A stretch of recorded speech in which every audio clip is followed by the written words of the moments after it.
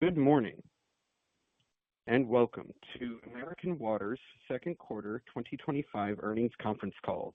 As a reminder, this call will be recorded and is also being webcast with an accompanying slide presentation through the company's investor relations website. The audio webcast archive will be available for 1 year on American Water's investor relations website. I would like now to introduce your host for today's call, Aaron Musgrave, Vice President of Investor Relations. Mr. Musgrave, you may begin. Thank you, Alan. Good morning, everyone, and thank you for joining us for today's call. At the end of our prepared remarks, we will open the call for your questions. Let me first go over some safe harbor language. Today, we will be making forward-looking statements that represent our expectations regarding our future performance or other future events. These statements are predictions based on our current expectations, estimates, and assumptions. However, since these statements deal with future events, they are subject to numerous known and unknown risks, uncertainties, and other factors that may cause actual results to be materially different from the results indicated or implied by such statements. Additional information regarding these risks, uncertainties, and factors, as well as a more detailed analysis of our financials and other important information, is provided in the second quarter earnings release and Form 10-Q, each filed yesterday with the SEC. And finally, all statements during this presentation related to earnings and earnings per share refer to diluted earnings and diluted earnings per share. With that, I'll turn the call over to American Water's President and CEO, John Griffith. Thank you, Aaron, and good morning, everyone. Let's turn to slide 5, and I'll start by covering some highlights of the second quarter and first half of the year. As we announced yesterday, we delivered solid financial results through the first half of 2025. Earnings were $1.48 per share for the second quarter, compared to $1.42 for the same period last year. In the first 6 months of 2025, earnings were $2.53 per share, compared to $2.37 per share in the same period of 2024. With this strength across the business, combined with our expectations for the rest of the year, we now expect to achieve the top half of our initial EPS guidance range for 2025, which we've narrowed to $5.70 to $5.75 per share. David will share more about our results and guidance a bit later. Moving on to some of our other key accomplishments so far in 2025, we invested $1.3 billion in capital projects year to date, again reflecting great work by our teams responsible for planning and completing these investments. We were also very pleased to announce several new acquisition agreements in the first half of the year, including the Nexus Water Group systems that will add nearly 47,000 customer connections, which we expect to close by August 2026. As Cheryl will discuss, we are continuing to build momentum with our business development platform, with 87,000 customer connections under agreement totaling over $500 million across our platform. And we continued our track record of regulatory execution in the first half of 2025, with new rates effective in several states and new cases filed to reflect investments in infrastructure for the benefit of our customers. Which leads us to slide 6, which describes the drivers of American Water's very competitive and sustainable shareholder return profile. We have a clear, top-tier capital growth plan underpinned by decades of fundamental water and wastewater infrastructure renewal and water quality investment. This, combined with our strong regulatory and operational execution, results in a value proposition that we believe is unique in the utility sector. We are again affirming our long-term targets for both earnings and dividend growth at 7 to 9%, driven by 8 to 9% rate-based growth. We expect to consistently grow earnings and dividends at an industry-leading pace over the next 5 years and beyond. With that, I'll hand it over to David to cover our financial results, rate case updates, and our 2025 outlook in further detail. David? Thanks, John, and good morning, everyone. Turning to slide 8, I'll provide further insights on second quarter results.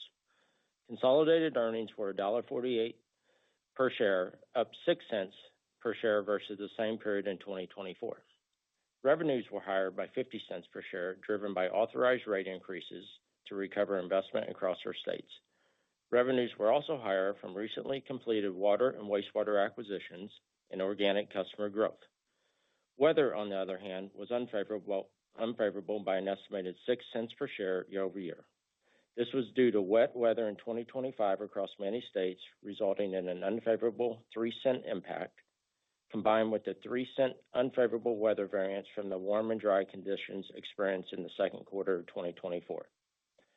In looking at operating costs, O&M was higher by 17 cents per share, driven primarily by employee-related expense, increased maintenance, and technology costs, as well as costs related to acquisitions completed in 2024, which we expected. Depreciation increased 10 cents per share, and financing costs increased 8 cents per share, both as expected in support of our investment growth.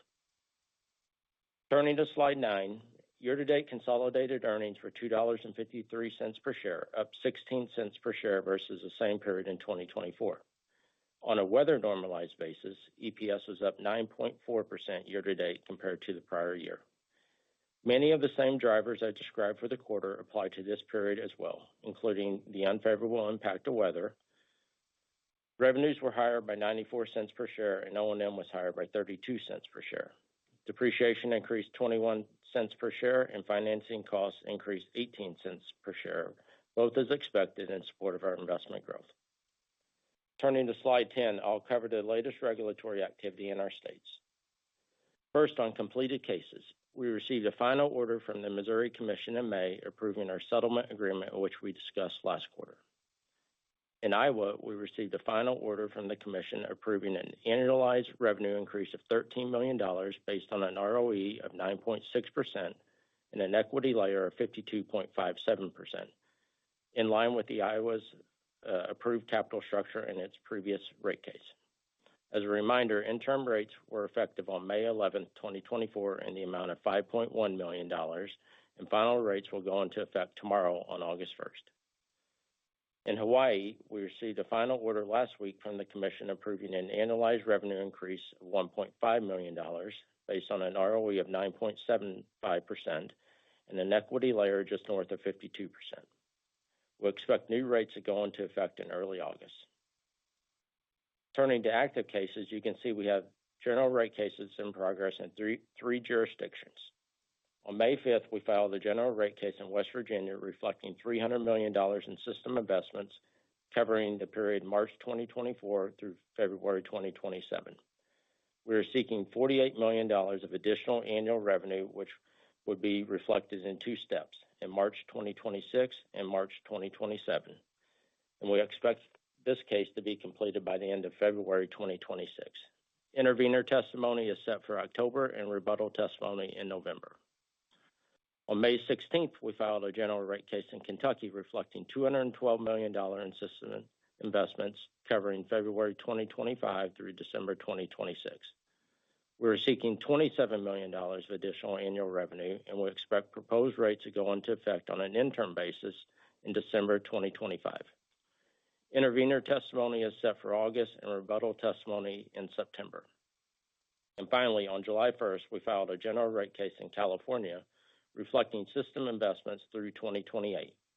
We are seeking $63 million of additional annual revenue in 2027 compared to authorized 2025 revenue, and a total increase in revenue over the 2027 to 2029 period of $111 million.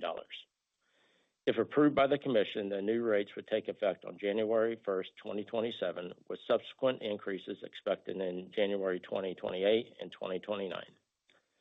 As a reminder, a request for a 1-year extension of our cost of capital filing to May 1st, 2026 was approved earlier this year, which maintains our current authorized cost of capital through 2026, absent significant movements in interest rates.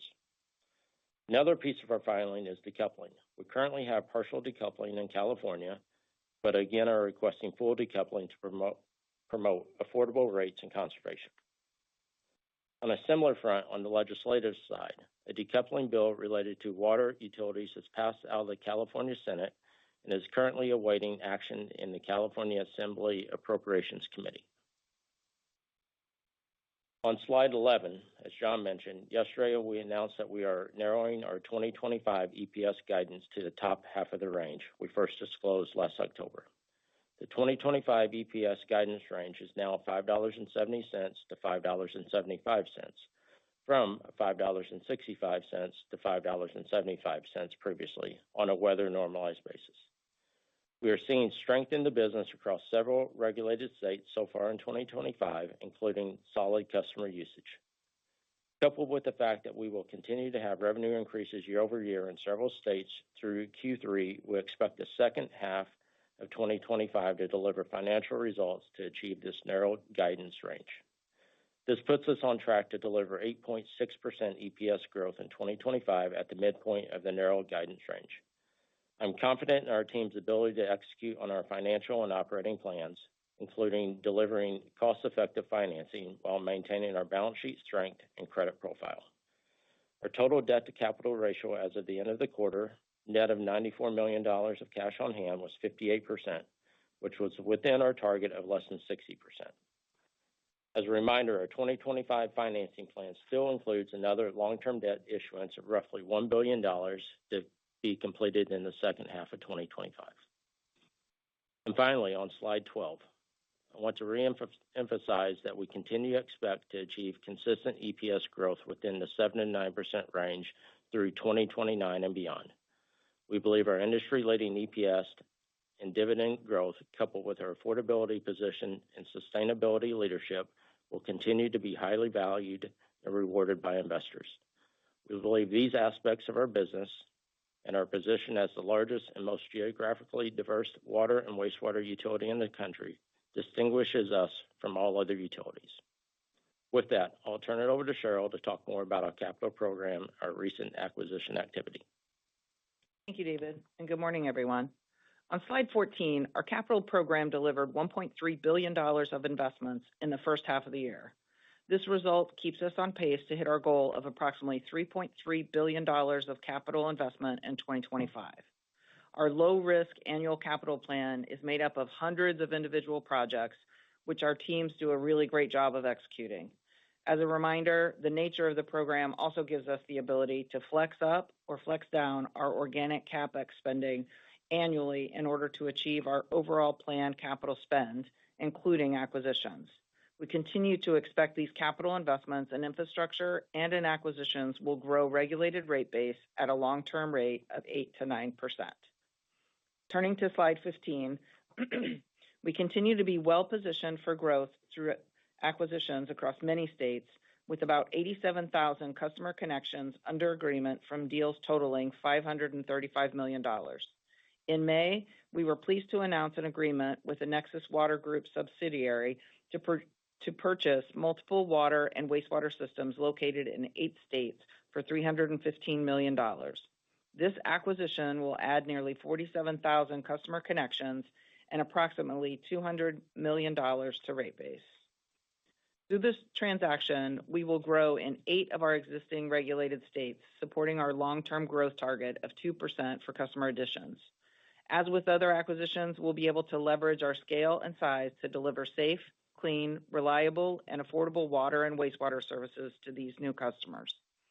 We also believe this expansion will help lead to more growth since it will expand some of our in-state geographies. We expect closing will take place by or before August 2026.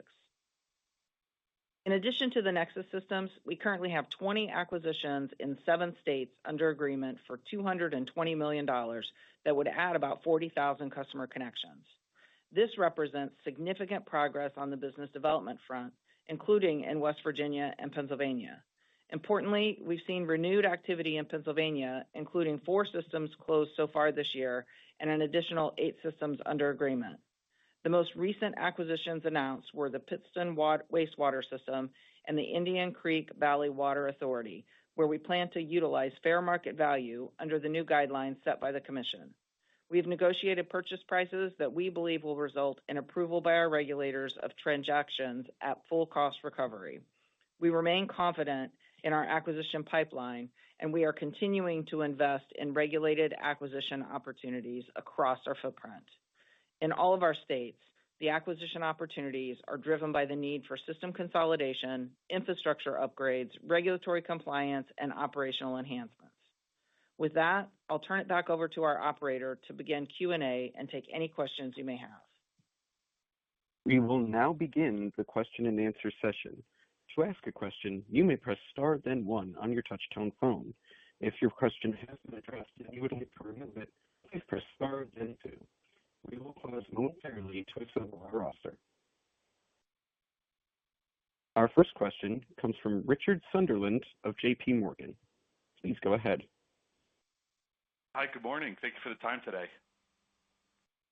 Morning, Rich. How are you thinking about Pennsylvania stakeholder relationships and engagement in advance of the next rate case application in the state? Have you been seasoning the timing of an application, and are you seeing recognition of that? Hi, Rich, it's Cheryl. Thanks for the question. We really appreciate it. Yeah, we've been doing a whole lot of work in that stakeholder space. First and foremost, we continue to provide really great customer service across the state. And so we know that that is the ultimate way for us to, keep our customers happy. That's what they expect. But also we have created a stakeholder plan where we continue to reach out and build relationships across all of our stakeholder groups. And we feel like we're in a really good spot in Pennsylvania. We are continuing to plan for our rate filing just as you would normally expect and as we've talked about in the past. Got it. That's helpful color there. And then on the financing side, I know you've been clear on sort of strategy for the equity with blocks. Curious if you would explore a forward issuance to take care of the 26 equity needs. Seen a lot of peers in the space get ahead of equity. Thank you. Hey, Rich, this is David. Yeah, thanks for that question. Obviously, we keep, all options on the table and are always evaluating or the options that we have to issue. But our plan is to take proceeds in 2026 and issue the equity in 26. So. Great. I'll leave it there. Thank you. The next question comes from Angie Storozynski of Seaport. Please go ahead. Thank you. So I wanted to ask about the Nexus acquisition. Anything you guys can provide as basis for the earnings power of this asset and how it compares to municipal M&A that you would typically pursue, and what does it say about the availability of larger municipal targets that you guys are going after a private set of assets? Thank you. Thanks, Angie. I'll take a stab at that question. We see the Nexus acquisition. It was a great opportunity for us to get a group of customers in states that we already provide service to, but it does help us to expand our footprint in those states. We don't see it being a lot different than most of our acquisitions. We're going to go through the same processes to bring these customers online. We've already started outreach with employees and communities so that we can get to know them and they can get to know us a little bit as we go through the process, which is just typical for what we would do in any acquisition type of scenario. So we don't see this as being any kind of an indication regarding municipal deals. Those municipal deals are still out there. We're still pursuing them, and we're still getting lots of interest across our footprint. So we think that it's just another step in right sizing the organizations across the U.S. and this consolidation piece that we've been pushing on and seeing all across the footprint is going to continue, and that will happen in various ways. So we're excited about this deal, but it certainly has not taken our eye off the ball on the municipal systems. And it's not going to have, diminished profitability because of the, goodwill that is being paid and then just a different treatment of privately owned asset acquisitions? No, I don't think that it's going to have a negative impact at all. I think it's going to be, again, we'll just roll them right in and we'll just keep moving forward. And I don't see a negative impact at all. Okay, that's all I have. Thank you. Just a reminder, if you have a question, please press star, then one. Our next question comes from Jonathan Reeder of Wells Fargo. Please go ahead. Hey, good morning, team. Congrats on a solid update.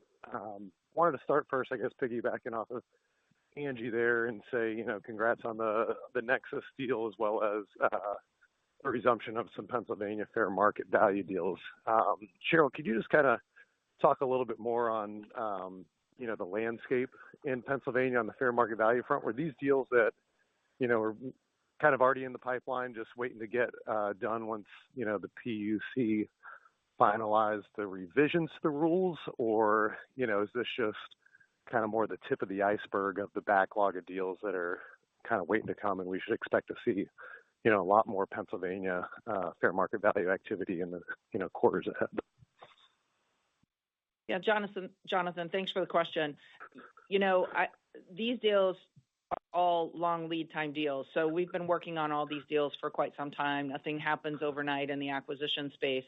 But I would say these deals have just gone through the natural progression. I don't think they were necessarily waiting in the wings for these rules to get finalized or anything like that. I think the timing is what it is, just based on the conversations that we've been having. And, we look at each deal to determine, does it make sense to do a fair market value deal, or does it make sense to do a more traditional type of deal? And we've had a mixture of those. When you talk about all the deals that are happening in Pennsylvania, they're not all fair market value deals. Do we expect more to come to the table? Absolutely. And we'll continue to manage through those deals. We were glad when the commission gave us guidelines that we can follow along so that it makes that process of getting a deal closed smoother and hopefully faster. And so we're gonna follow those guidelines with our fair market value deals so that we can really push all these deals forward, whether they're fair market value or not. But yeah, we think there's still a lot more deals. There's a lot of consolidation that needs to happen out there. Hey, Jonathan, it's John here. I'll just add to Cheryl's comments, and Cheryl's spot on there in terms of the Pennsylvania landscape. We really are seeing additional contribution from across our entire platform as well. So Pennsylvania remains healthy, but those same dynamics that drive Pennsylvania in terms of the need for investment, economies of scale, which leads to the regionalization, those all apply across our platform. And we're really, we've spent the last couple of years organizing to be able to move on those dynamics broadly across our states. Awesome. That's great to hear the momentum is broad. One other question I had was on your reference to the decoupling bill in California. Can you kind of expand a little bit more what exactly that says, or maybe what's the goals of the bill? Because, I believe the legislature in previous year kind of passed a decoupling bill, but it didn't require the commission to adopt decoupling. Does this bill require them to approve full decoupling for the California water utilities? Yeah, Jonathan, this bill was designed to try to close that gap for us. So we're hopeful that it continues to make its way through and that the governor signs off on it. And we're hoping to have a decision over the next few months. Okay, but at this point, it still needs to pass both chambers before even going to the governor. Is that correct? Yeah, well, it's passed, Jonathan, David. It's passed out of the Appropriations Committee. Now it's got to go to the full legislature, and then once it passes there, it goes to the governor's desk.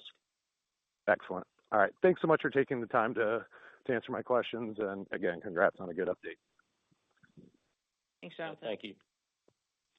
The next question comes from Paul Zimbardo of Jefferies.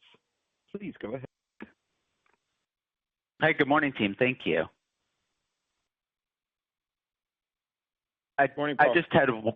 Good morning. I just had one quick one. You're comprehensive before. Just on the strength in the 2025, pushing up the guidance towards the top end. I know you attributed it to some stronger usage and just outperformance across the footprint. Is there anything else in particular that kind of drove that strength? And if we should think about those drivers, whatever they may be contributing in 2026 plus? Hey, Paul, this is David. No, what we disclosed in the call here was really the primary driver. We're just seeing strong usage. We saw that last year, a continuation of that, and that's the main driver. Yeah, and Paul, just to add to that, it's a lot of consistent regulatory execution and the strength of our diversified platform geographically as well as from a regulatory perspective. Okay, understood. No, thanks very much. Have a good one.